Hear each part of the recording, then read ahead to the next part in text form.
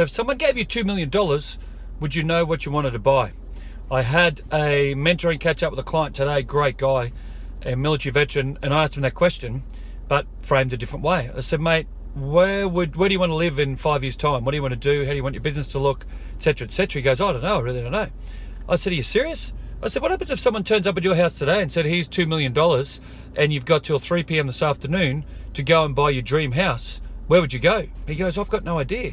I said, well, mate, if you don't know where you're going or what the dream is, how do you know if you're getting there? How do you know if you're on the right track if an opportunity arises?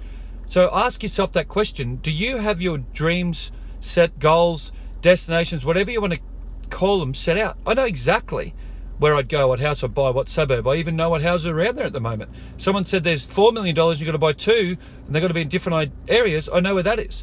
I know what car it is. I know how my relationship will look. I know how my relation with my daughters, my health and fitness, all those things.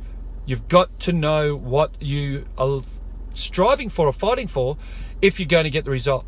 If you're going to be living your life where you're just drifting along, not really knowing what you're doing, not really knowing what you want, then you can't possibly get the outcome.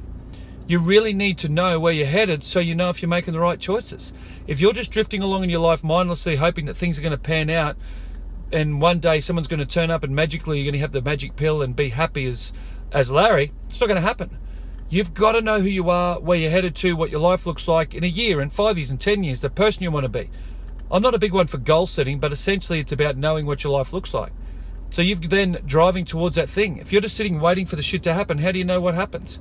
If you're just sitting waiting for the life that you want, but you don't know what it is, it's like sitting in a cafe and ordering off a menu and just saying, I don't want that, I don't want that, I don't want that. How do you know what you'll get? You've got to be focused on what you want in your life.